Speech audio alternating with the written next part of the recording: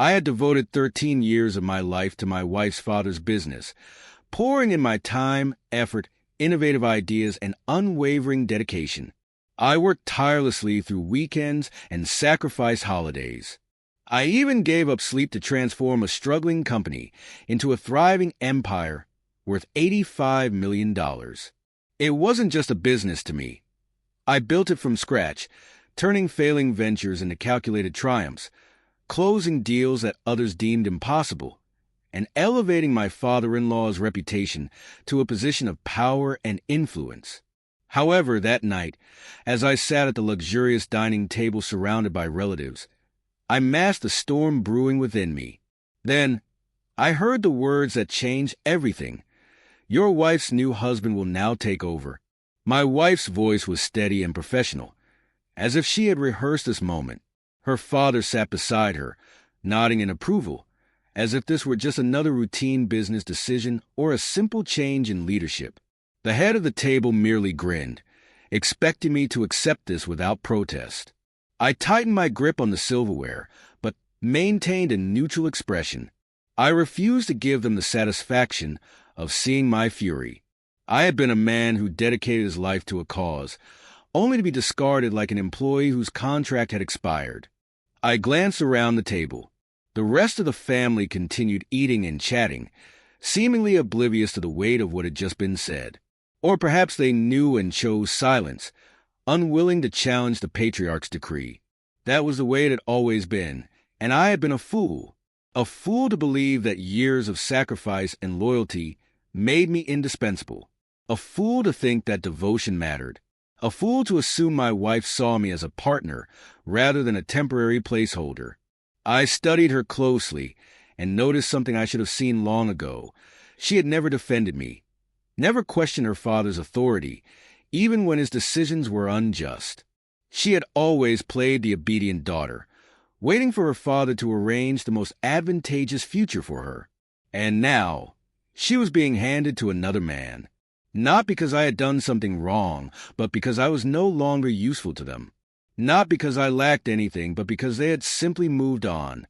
Calmly, I set my fork aside and dabbed my napkin across my lap, keeping up the same composed demeanor that had carried me through countless high-stakes business meetings.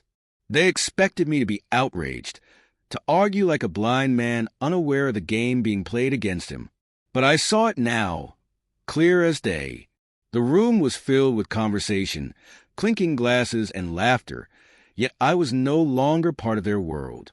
I had built an empire for them, and they thought they could simply hand it over to another man.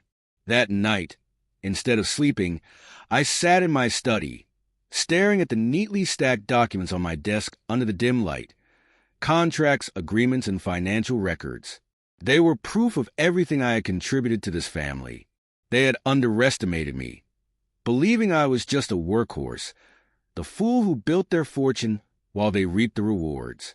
But they forgot one crucial thing. The horse they had ridden had learned to run without a rider.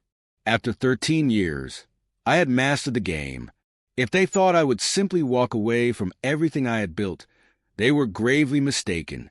By 3 a.m., my determination had solidified. The betrayal I had suffered echoed in my ears, repeating like a contractual clause I had foolishly ignored. Your wife's new husband will take over. Those words should have shattered me, but instead, they ignited a relentless fire within me, a burning resolve to reclaim what was rightfully mine. For 13 years, I had played my part with precision. While my wife lived in luxury and my father-in-law basked in his esteemed reputation, I had been strategizing. I wasn't naive. I understood that power shifted like the wind in this family. Loyalty was never guaranteed, and the only person I could truly depend on was myself. That's why I had ensured that my control over the business wasn't just symbolic. It was absolute, undeniable, and firmly in my grasp. I pulled out the executive shareholder agreement, and the numbers on the page glared back at me, a reminder of the strategic moves I had made over the years. 60.2% of the business belonged to me, not to my wife, not to my father-in-law, and certainly not to the outsider they had chosen as my replacement. They believed they had backed me into a corner. But they had no idea that I had built my own escape route long before they ever saw me as disposable. They expected me to disappear quietly. But as the clock struck 8:45 a.m., I was about to show them exactly who they were dealing with. When I entered the corporate headquarters that morning, I did not walk in as a man who had been discarded. I walked in as the man who was about to burn their carefully laid out plans to the ground. The lobby was bustling with employees hurrying between meetings. Some executives nodded respectfully as I passed, while others eyed me with uncertainty. Did he hear the news? Will he resign? What will he do now?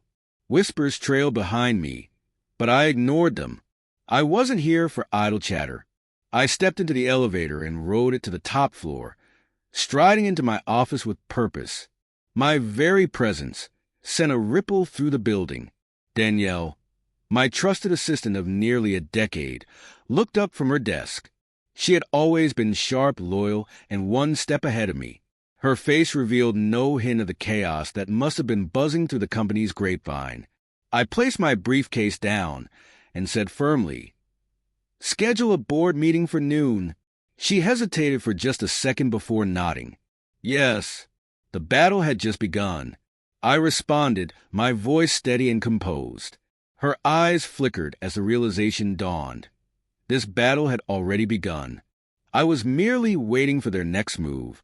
Settling into my chair, I watched as my father-in-law wasted no time orchestrating his plan to install his preferred successor.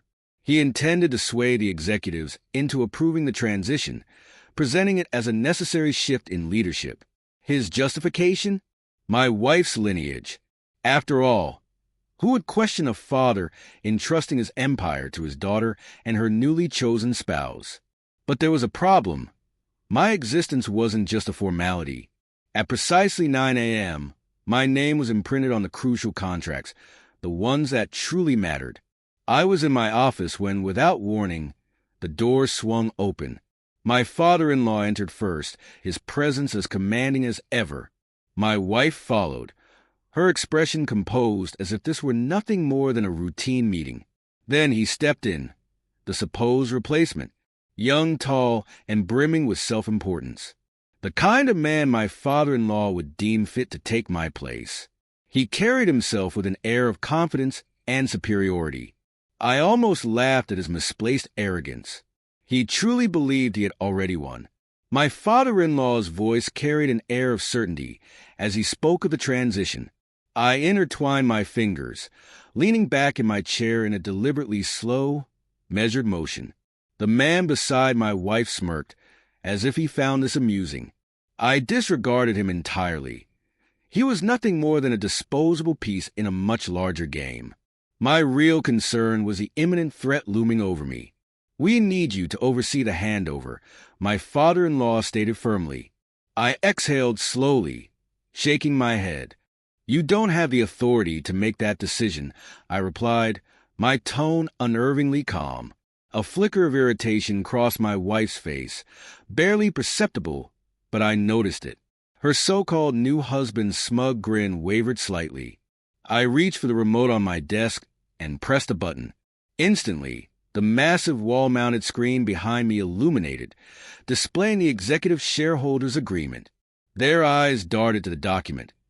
Initial confusion quickly giving way to a creeping sense of panic. It clearly states that the majority shareholder must approve any transfer of control, I remarked, watching their reactions closely. Silence stretched between us. My father-in-law's mask of composure cracked. He muttered, This is impossible." I cut through the tension with my words. "What's impossible," I said, shifting my gaze to my wife, disappointment evident in my expression, "is that you didn't see this coming." She remained silent. I let the quiet settle before turning my attention to the man who had walked in, thinking he was about to inherit an empire. "You have two choices," I informed him.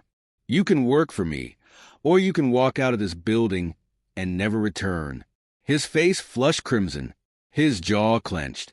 He cast a desperate glance at my wife before shifting his gaze to my father-in-law. My father-in-law hesitated for a brief moment before storming out, seething but wordless. My wife lingered, as if expecting a last-minute victory. Her hands clenched, her carefully maintained facade beginning to crumble. She and her father weren't accustomed to losing. Today, however, they had lost. But I knew this was far from over. "You knew all along," she finally spoke, her voice unsteady. I tilted my head, considering her words. "Knew what?" I asked, my voice soft yet cutting. "Don't play games," she snapped. "You were aware of my father's plans." She stopped herself. I exhaled deeply, my fingers drumming lightly on the desk. "Of course I knew," I murmured, my tone effortlessly smooth. "Your father is predictable. He treats power as if it's a deck of cards he can shuffle at will." Her lips pressed into a thin line. "Underestimating me," I continued, "just as you did. It doesn't have to be a war, you know." I chuckled, but it was devoid of humor. Her gaze flickered to the enormous screen behind me. Though she hadn't moved, the displayed shareholder agreement had already dismantled every strategy they had so meticulously crafted. "Do you think you can?" She started but trailed off. I rose from my chair, stepping in front of her, slowly circling my desk. "Your father no longer runs this corporation," I stated, my voice low and deliberate. "I do. And if you intend to keep playing this game, you'll play by my rules." Her lips curled in disdain. "You don't control me." I smiled. "I control what matters." She scoffed. "And if you think I'll just walk away—" "You won't," I interrupted, my voice unwavering. "Because this company's future is my decision now." Her new husband clenched his jaw. "You don't know me as well as you think," she muttered, trying to mask the fear in her tone. But I knew her too well. She wasn't confident. She was afraid. Afraid that this was far from over. Her voice, more desperate than defiant, whispered, "This isn't the end." I smirked. "Oh, I know." She pivoted sharply and stormed out, slamming the door behind her. I rolled my shoulders, exhaling deeply. The first battle was won, but I had already begun strategizing the next move. This was only the beginning of the end.